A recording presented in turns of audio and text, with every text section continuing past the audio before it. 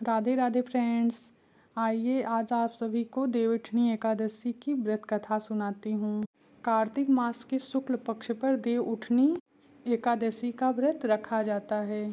माना जाता है कि इस दिन भगवान श्री हरि विष्णु अपनी योग निद्रा से जाग जाते हैं और इस दिन उनकी उपासना करने से जीवन के सारे कष्ट दूर हो जाते हैं। एकादशी का व्रत बिना कथा पाठ के अधूरा माना जाता है।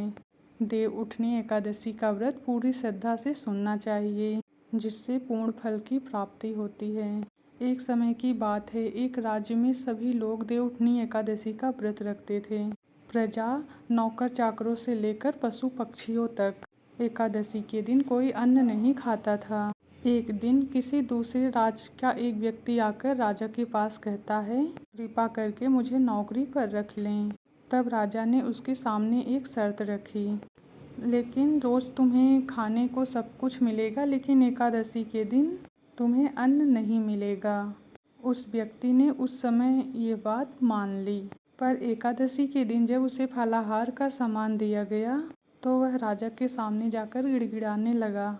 बोला, महाराज, मेरा तो इससे पेट नहीं भरेगा, मैं भूखा ही मर जाऊंगा, कृपया मुझे खाने के लिए अन्न दे दो। राजा ने उसे शर्त की बात याद दिलाई, पर वो अन्न के बिना खाना खाने को राजी ही नहीं था। तब राजा ने उसे खाने के लिए आटा, दाल, खाने का अन्य सामान दे दिया।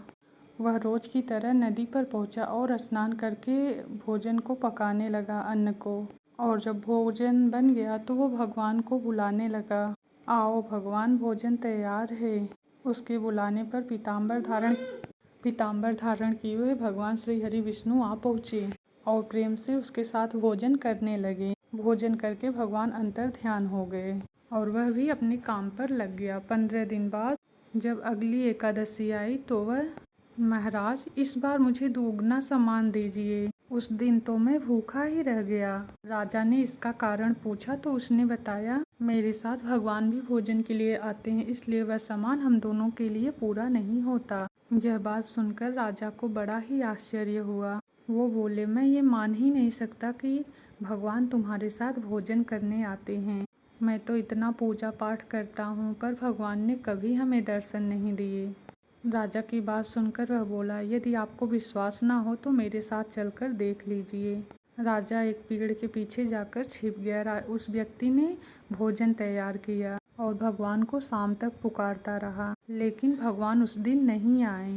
अंत में उसने कहा, हे प्रभु, यदि आप नहीं आएंगे तो मैं इस नदी में कूदकर अपने प्राण त्याग दूंगा। फिर भी भगवान नहीं आए तो वह नदी की ओर चलने लगा प्राण त्यागने के लिए। जब अपने प्राण त्यागने जा रहा था तो इतना निश्चय देख के भगवान शीघ्र ही वहीं पर प्रकट हो गए और उसे ऐसा करने से रोक लिया और उसके साथ भोजन करने के लिए बैठ गए। खा पीकर वो उसे अपने विमान में बैठाकर अपने साथ ले गए। यह सोचकर राजा ने सोचा, तो व्रत उपवास से कोई भी फायदा नहीं, कि जब तक हमारा मन शुद्ध ना हो। इससे राजा को ज्ञान मिला। वह भी मन से व्रत और उपवास रखने लगा। अंत में स्वर्ग को प्राप्त हुआ। तो भक्तों, ये थी देवउठनी एकादशी व्रत की